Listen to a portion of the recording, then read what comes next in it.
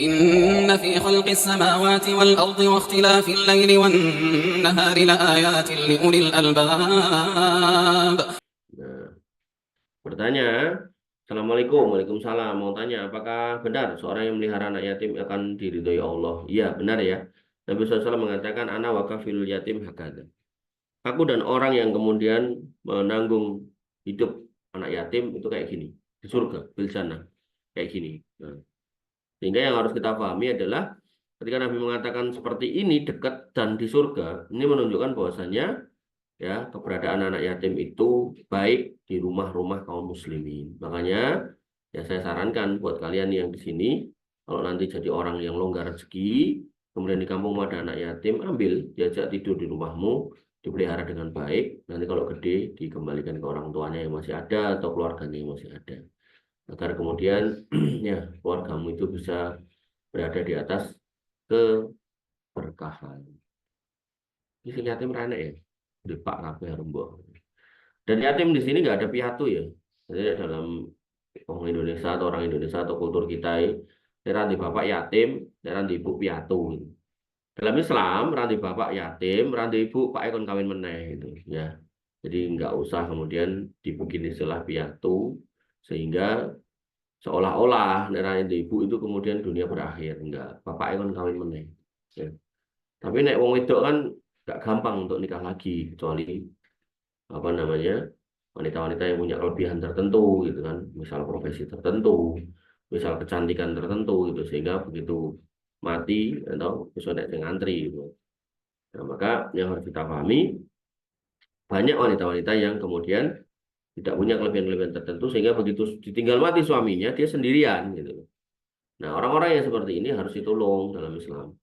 Makanya Nabi SAW mengingatkan atau menyampaikan as-sa'i 'alal armalati wal miskin al mujahid fisabilillah. Orang yang mau ngurusi eh, apa namanya armalah, janda, janda ya otomatis anaknya, wal miskin ya dan orang-orang miskin, maka seperti orang yang berjihad di jalan Allah. Dan ngurusi orang kudu ngerabi. Ya. Oh, yang kamu kan janda 10, terus kamu bikinkan perumahan 10, kamu taruh situ, kamu openi, itu udah bisa. Gak harus dirabi gitu loh. Tapi nak dirabi untuk orang ento gitu loh. Daripada mau dipacari akhirnya naudzubillah zina gitu kan, maka dirabi lebih baik. Cuman nggak harus gitu loh ya, tolong dipahami. Jadi kadang tuh ada orang, oh aku wegah lah nek ngewangi ning ora tak rabi. Nah, ini kadang tuh kayak gitu. Nah pokoknya iso ngrabi wong jumlahnya nek 5 gitu. Ya tak pilih yang paling ayu loh, orang urung ya milih gitu kan. Nah maka yang harus kita pahami membantu janda dan seterusnya nggak harus dinikahi. Tapi nek mau dinikahi ya silakan gitu loh. Terus bukan berarti nek kemudian sing dinikahi dibantu, sing ora dinikahi nggak dibantu ya jangan. Maka dalam konteks beberapa orang janda itu tolong dibantu mas, mas, tolong dibantu mas. Dalam konteks beberapa orang janda yang ada di kampung, ya toh, tentu janda atau fakir yang paling fakir itu yang paling utama kita bantu. Oh ternyata ini enek janda, ya, mbuh nom mbuh tua tapi anaknya opah gitu. Terus siji enek janda, anaknya siji, tapi kemudian dia harus digawean segala macam atau duit usaha. Gitu. Makanya yang dibantu yang paling susah gitu loh. Jadi jangan lihat cantik atau enggak, jangan lihat gimana-gimana. Ya, Allah taala. Pertanyaan selanjutnya, transfusi darah dari non-muslim, terlebih jika darah tersebut sangat dibutuhkan untuk pengobatan. Ya, kalau bahasanya sudah dibutuhkan, maka itu darurat ya. Dan nggak usah dilihat non-muslim atau muslim. Lagian di tempat kita, di negara kita nggak ada klasifikasi darah dari PMI. Ini darah Islam atau bukan, nggak ada. Nah, cuman kalau memang kamu bisa mendesain, gitu, misal kamu butuh darah nih, terus kamu bawa sak donore, gitu kan, ya nggak apa-apa, itu juga nggak salah. Jadi misal kamu pengen darahmu yang masuk ke tubuhmu ini darahnya orang-orang hafid Quran atau orang-orang pembaca Quran, ya, itu datang ke pesantren tertentu, nyari bawa, gitu kan, bawa ke PMI, Pak PMI atau Bu PMI, saya minta nih darahnya anak-anak ini diambil butuh saya untuk istri saya yang sedang mau operasi sesar. Ini nek nggak darurat, artinya iso di planning itu loh. Tapi nek darurat, butuh jalur saiki kudu saiki, misal kecelakaan, atau sudah habis darah segala macam gitu kan. Ya mau nggak usah tidak makan pola itu. Ya, itu sama kayak orang naik pesawat gitu. Nggak usah nanya, ki pilotnya ki kafir apa ora gitu. Naik kafir apa ya harus munggah. Pas tuh ketika orang ngerti sih nyopir sopo. Gitu. Nah, maka yang harus kita pahami wala taghlu fi dinikum, jangan berlebih-lebihan dalam beragama. Artinya ada hal-hal baik dalam agama yang bisa kita terapkan, tapi dalam kondisi itu nggak bisa dipertemukan karena keterbatasan-keterbatasan tertentu yang nggak usah dipaksakan. Wallahu ta'ala alam. Dan selanjutnya, bolehkah menjual rambut bekas potongan? Misalnya dari salon Pak Cukur, rambutnya banyak dan besar. Nggak boleh ya. Karena ini biasanya nanti dikirim ke pabrik pembuat rambut, kemudian disambung jadi rambut palsu. Ini nggak boleh, hukumnya haram. Allah Ta'ala. Dan selanjutnya, apa hukum memanggil orang yang bernama Abdurrahman dengan panggilan Rahman? Itu saja. Apakah hal ini diperbolehkan? Maka ketika ada nisbat hamba di depannya kepada nama Asmaul Husna, maka yang terbaik adalah dipanggil semuanya. Jangan kemudian dipanggil nama Allahnya saja.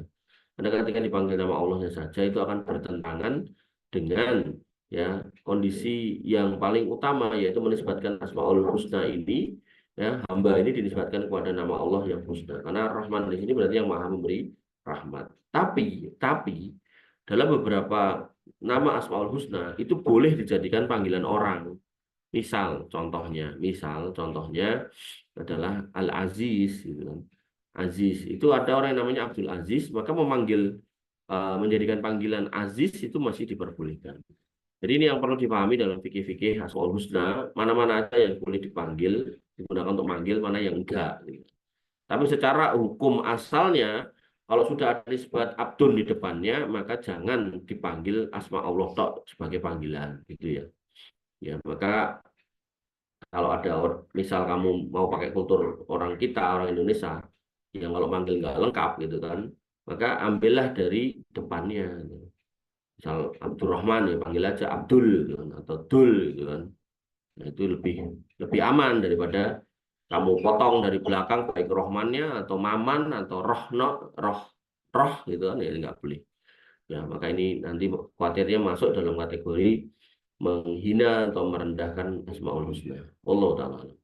Dan selanjutnya di dalam Syiah ada pendapat kotoran imam mereka membuat masuk surga dengan cara meminumnya atau memakannya. Bagaimana cara yang tepat untuk mendiskusikan atau meneliti klaim-klaim semacam ini dalam konteks akademis atau teologis? Iya kalau konteks akademis ya kita cari, suruh buktikan aja jurnal mana yang sudah meneliti kalau telak imam-imamnya itu bergizi. Nggak ada. Yang namanya telak itu di mana-mana yang nggak ada gizinya gitu loh. Satu itu. Kemudian secara teologis ya suruh buktikan dalil dari hadis dan dari ayat yang membuktikan kalau mangan telek imam itu kemudian bermanfaat. Gitu. Cuman masalahnya kalau diskusi secara teologis itu nggak ketemu. Kenapa? Karena mereka sudah mengkafirkan rawi-rawi kita. Mereka mengatakan sepeninggal Nabi itu sahabat-sahabat Nabi itu kafir semua kecuali 5 atau 7 orang. Dan tidak termasuk di dalamnya adalah Abu Hurairah, tidak termasuk di dalamnya adalah Aisyah radhiallahu anha. Jadi mereka itu udah mainnya di level fundamental. Main di level fundamental itu gimana? Jadi untuk memenangkan pertarungan teologis, ya, mereka kemudian menyingkirkan fondasi lawannya dulu. Jadi kalau kamu mau diskusi sama mereka pakai teologis, ya, nggak bakal ketemu gitu. Ya, wong ayat aja mereka punya terjemahannya sendiri gitu. Bahkan dalam doktrin mereka tuh mereka punya namanya Mushaf Fatimah. Dan lucunya itu mereka kok ya nggak mikir ya. Mushaf Fatimah itu gini loh. Mushaf yang kemudian datang nanti di akhir zaman satu. Kemudian yang kedua, isinya itu kalau nggak salah ingat itu 3 kali lebih banyak daripada mushaf yang ada. Kemudian yang ketiga, ada dua ya, satu dua. Yang ketiga, tidak ada satu huruf pun dari mushaf yang sekarang ada di mushaf Fatimah. Kan aneh gitu loh. Mama kita ngomongkan bahasa Arab, huruf PKP kan enek ning Quran yang sekarang ini yang kita pegang mushaf Utsmani. Nah kok dia bikin atau mengatakan akan ada mushaf yang gak ada satupun hurufnya di situ gitu, kayak mushaf kita. Terus ini kita apa kan gitu. Kemudian yang kedua, yang perlu kita pahami yang keempat. Nah ini turunnya nanti di akhir zaman. Lah berarti orang-orang yang mati sudah mati dari kalangan orang Syiah. Terus mereka itu di atas kesesatan dong. Padahal Nabi itu turun membawa kitab itu dipakai oleh umat manusia, dipegang sampai akhir zaman kan gitu logikanya.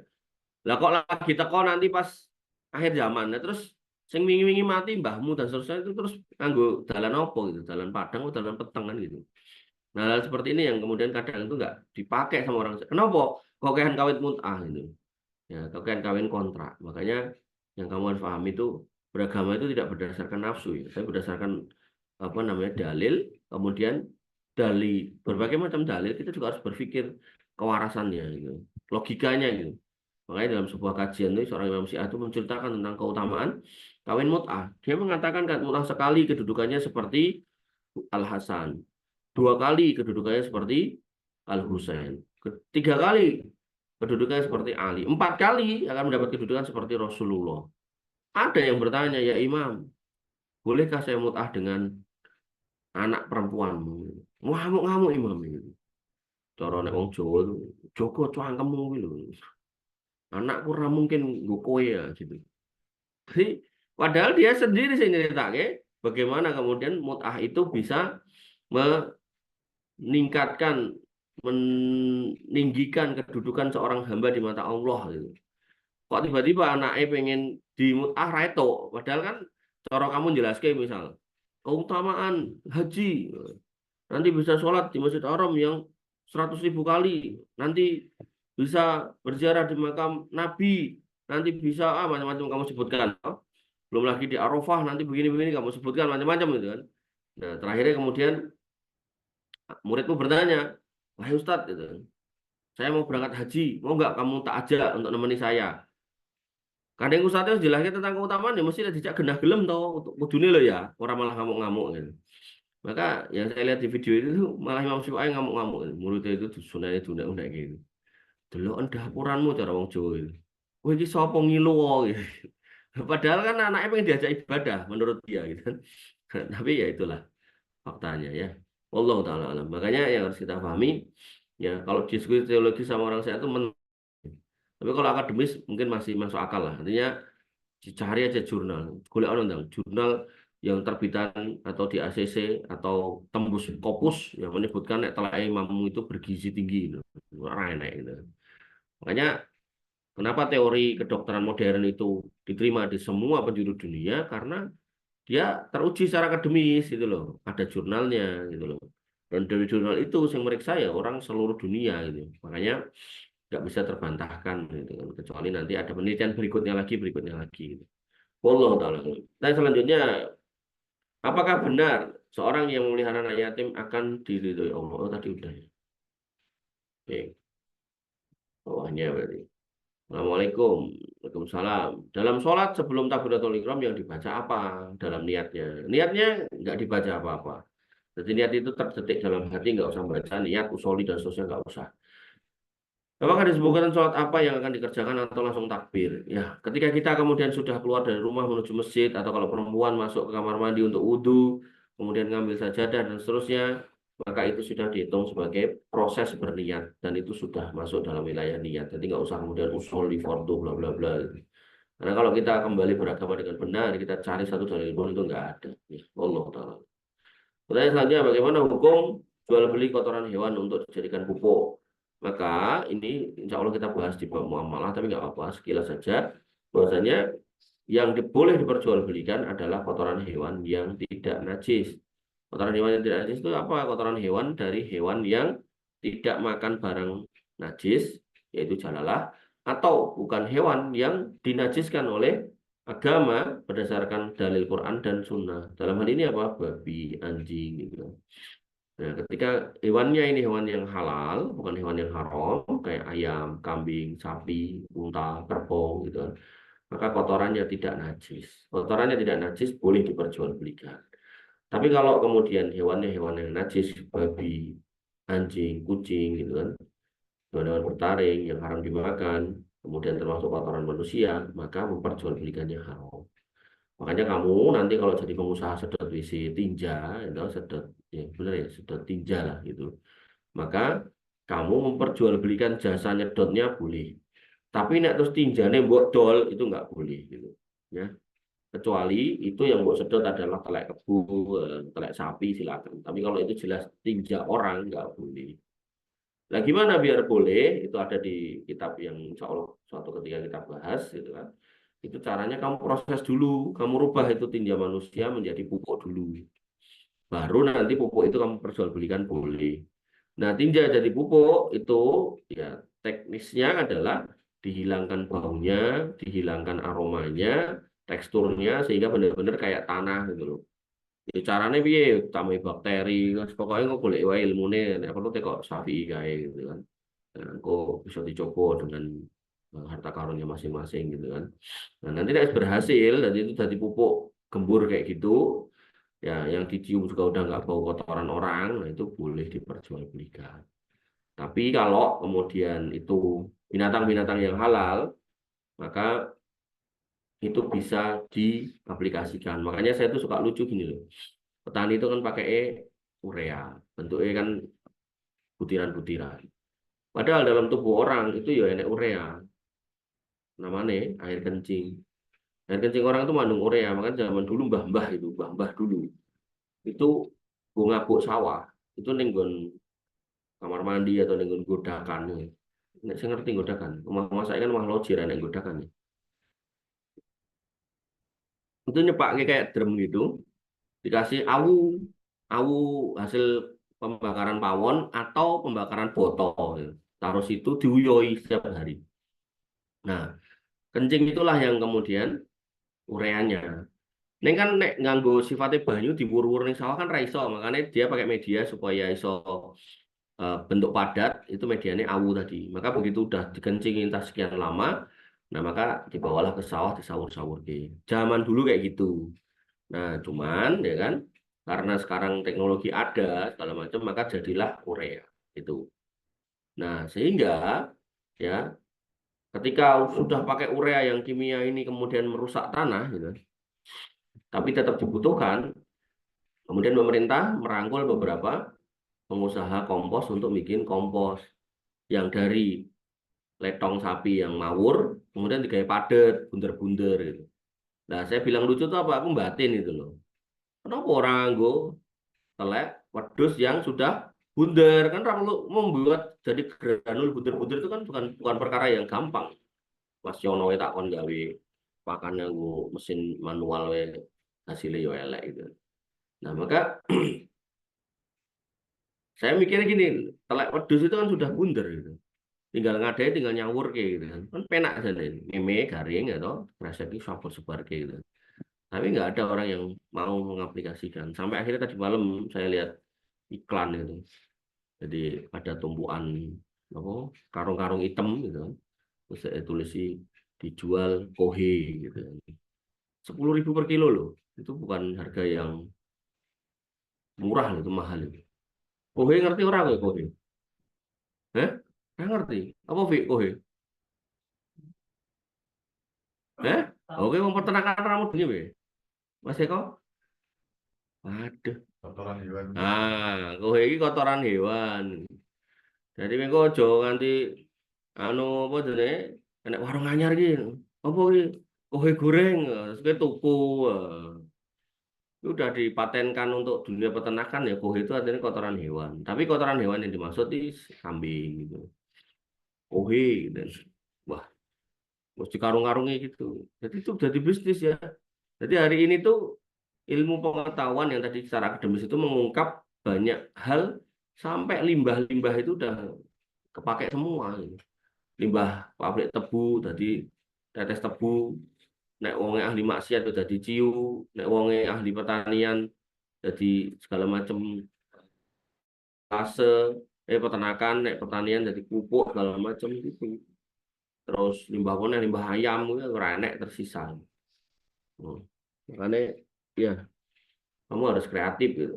Sampai laler we diopeni gitu kan. Ya Syafi'i kapan arep mulai peternak laler? Peternak nak segera wae gitu kan. Terus nek lelenya tinggal nyemplungi. Kemudian yang ke selanjutnya mau tanya, mengucapkan salam beberapa agama untuk tujuan pemerintahan yang terdapat dalam agama seperti negara kita di mana? Gak boleh ya. Dan seorang muslim gak boleh seperti itu ya. Ucapkan salam aja. Assalamualaikum. Kalau emang nanti khawatir ya, karena mungkin audiennya banyak orang non muslim gitu, makanya udah selamat pagi, udah gitu aja, nggak usah pakai salam sejahtera dan seterusnya ya. Saya kalau ada acara kantor tuh suruh memimpin doa, saya tahu aku assalamualaikum, salam sejahtera, salam kebajikan, om swastiastu, assalamualaikum, selesai. Bos saya juga orang kafir gitu, kalau kemudian dia mimpin rapat itu dia nggak pernah salam. Ya maksudnya nggak pernah assalamualaikum, nggak pernah. Selamat pagi untuk semuanya. Kan. Puji syukur kehadirat Tuhan Yang Maha Esa kita masih diberikan kesehatan gitu kan. Bla bla bla ngomong panjang lebar itu terakhirnya baik terima kasih gitu kan. Semoga kita semua selalu dalam lindungannya. Salam sehat untuk semuanya. Dah. Gitu. Jadi dia karirnya dari lurah, camat, sekarang jadi kepala badan riset daerah non Muslim. Mertuanya gitu orang Robi. Baik, baik istrinya itu yang wakafi gereja. Dalam dunia perkristenan itu ada gereja, ada wakaf ya.